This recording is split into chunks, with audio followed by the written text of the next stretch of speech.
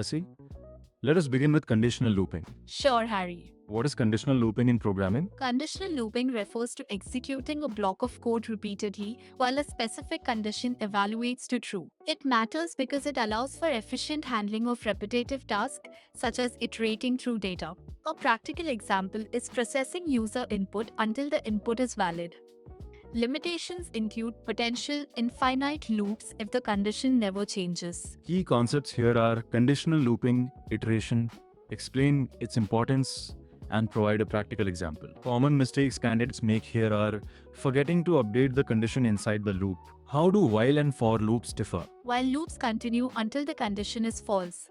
While for loops are designed to iterate over a sequence like a list or range, providing better control over iterations. This distinction is vital, for loops are generally more efficient for known ranges. However, while loops can handle cases with unknown iterations, Key concepts here are loop types, control structures. Clarify when to use each loop type. Common mistakes candidates make here are using while unnecessarily when a for loop is more suitable. What is a nested loop and when is it useful? a nested loop is a loop inside another loop. It's useful in scenarios like multidimensional data structures, for example matrices, where we need to process rows and columns. Understanding this is crucial to avoid inefficiencies, as nested loops can lead to higher time complexity. Key concepts here are nested loops, multiplication of iterations, discuss practical use cases. Common mistakes candidates make here are neglecting the impact on performance with larger datasets. Explain break and continue statements in loops. Break exits the loop entirely, whereas continue skips the current iteration and moves to the next. These control statements are crucial for optimizing code within loops. For instance, breaking upon finding an item enhances performance by avoiding unnecessary iterations. Key concepts here are control flow statements, loop optimization.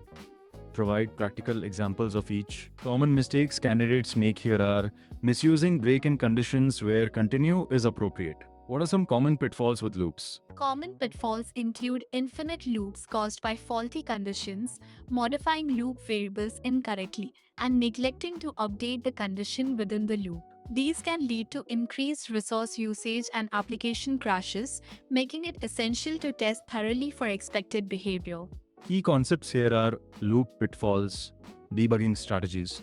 Highlight the importance of preventative debugging. Common mistakes candidates make here are ignoring edge case testing. Write a function to count even numbers in a list. To count even numbers, we'll iterate through the list and check if each number is divisible by 2. Using a simple loop is efficient for this task since we need to evaluate each element. The chosen data structure will be a list. The time complexity is on and space complexity is O1 as we are using a single counter. We should also consider an edge case where the list might be empty. Key concepts here are loops, conditionals. Discuss how to handle edge cases. Common mistakes candidates make here are neglecting to check for an empty list. Create a function that prints the first n Fibonacci numbers. To generate Fibonacci numbers, we can use the while loop to keep adding the last 2 numbers.